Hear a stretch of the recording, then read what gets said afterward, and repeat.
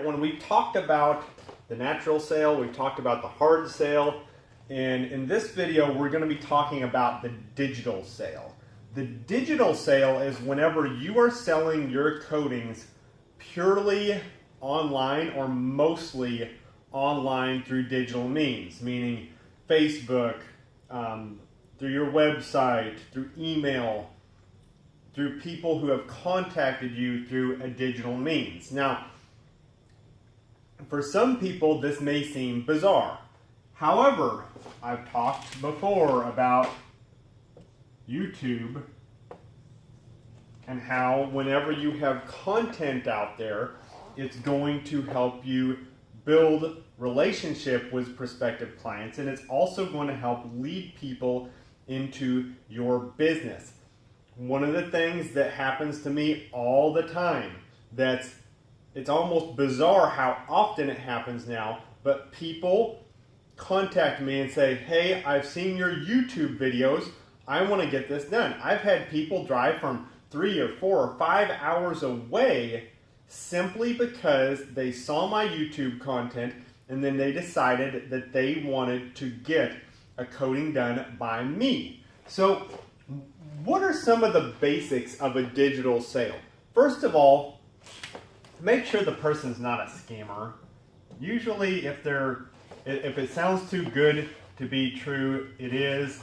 But most of the people are going to have real email addresses. They're going to have real notes at the bottom of the email, like if they're a professional of some sort. That's always one of the telltale signs that you're probably dealing with someone legitimate. Just the way they phrase it and they open up the email or the Facebook message is going to be telling about whether the person's legitimate or not. Most of the people you're going to run into in this are going to be legitimate, and oftentimes it's not going to work out, just the logistics of it, and I end up referring them to someone else that's closer to them that can suit their needs a little bit better.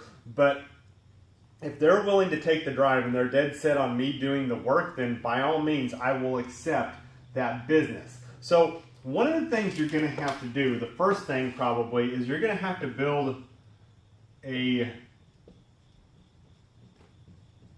rapport with that person, meaning you're going to have to get to know a little bit more about their wants and needs, and it's a little bit harder to do this digitally because it takes 10 sentences to say what takes 2 minutes to talk about over the phone. So you're going to have to get some pictures of the vehicle, ask what they're wanting, go through your list of questions, and you're going to have to get a feel for just digitally, just online by reading an email, whether or not this person really understands what they're wanting and what they're getting into. Because a lot of people say, I want a coating for my car, and they don't even know what that means.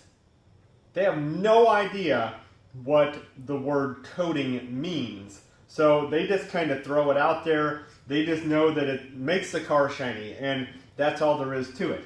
Again, part of building that rapport is sending them to your content, building trust, and letting them know that you are a legitimate operator, which that odds are, if they've been to this, and then this is kind of a backward and forward road here. A lot of times whenever these people contact you, they may know more about you, much more about you than you know about them. I've had people that have emailed me and said, I've watched every single one of your videos on YouTube. And I'm sitting there thinking, got close to 200 videos on there. You've done some real research. They've watched everything about it. Now, that's a good thing, but you also have to make sure that you're getting your information about them as well. The second thing to consider here is look at the logistics. Now, not all of these digital sales are from people hours and hours away. Most of them are going to be from people that are relatively close to you. But you still have to consider that where are you from? You know, how far away are you going to be driving to drop this car off for me? Or if I'm mobile, how far am I going to be driving in order to get to this car, because that's going to affect your price greatly. If you have to drive 15 minutes to get to where this car is at, that's one thing. If you have to drive 45 minutes, well, if it's a 2-day job, then that adds 3 hours total back and forth to your time that you're spending on this appointment. So the logistics of it are very important whenever you're doing a digital sale.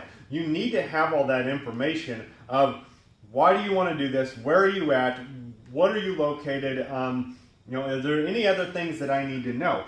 You're also going to have to, part of this logistics package is you're going to have to get some sort of visual of the vehicle. Now, a lot of times whenever people will set up an appointment with me over text message, which is bizarrely normal nowadays, it really is. I have a lot of people that they start texting me out of nowhere and saying, hey, I've got a blah, blah, blah, how much to get this coating done, etc., etc.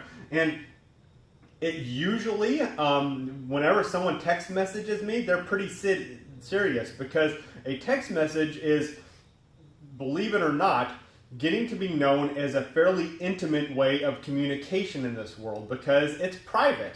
So it's not like you're going back and forth asking them these questions on the comments page of one of your Facebook posts. It's something just between you and them. So usually whenever people text message you, it comes out pretty easy. And the great thing about that is it's very easy for them to send you pictures of the vehicle and help for you to get a better visualization of what's going on with the vehicle before you get into direct pricing, which leads to the next step.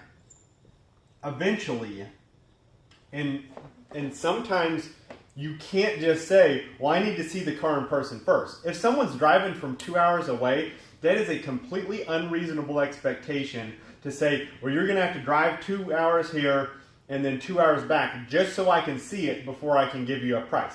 If you are that uncomfortable giving a price using only pictures or maybe a video, then you shouldn't be doing these types of sales anyway.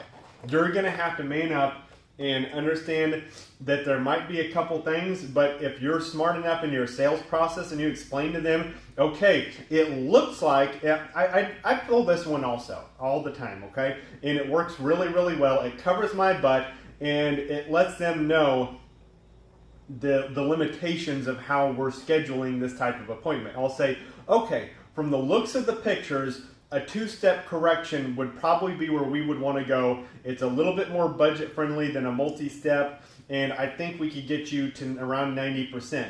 That being said, whenever the car shows up for the appointment, we'll do a walkthrough and confirm that that's the level of work that needs to be done before we start the appointment. So that way, I've given them a price range. They know very roughly what it's going to be, but I've also given myself an out of this price if I need to, simply because I've told them that based on a picture and not seeing in person, this is what I can do, and this is going to be the difference on it. It's very, very important.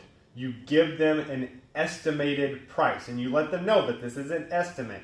Now, I'm very good about this, that only a handful of times ever have I ever had to change my price after I physically saw the vehicle, and then it was only very slightly, and oftentimes because they asked for something in addition to what we had originally set up.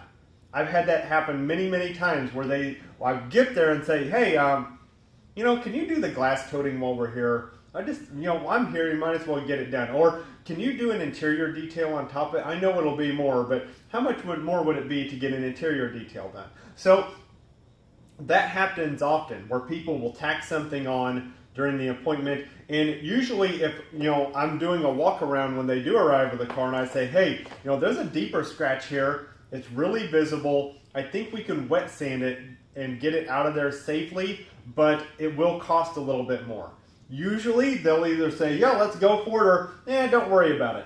And what that does is, again, it manages expectations so they're not foaming at the mouth because I've charged them more money than what we originally talked about. You don't want to get people upset with that, but you've got to make sure that you have an out when you're doing these type of digital sales for these coatings. And the third part is, and I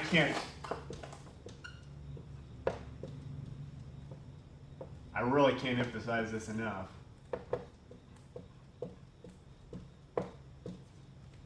Protect yourself.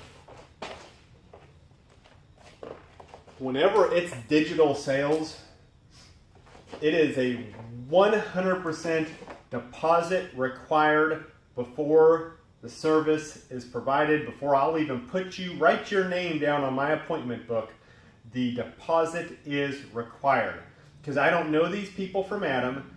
I have no reason to trust them. I mean, yeah, they seem like nice people and I've corresponded with them, but I have no reason to throw myself into that trust bin with them.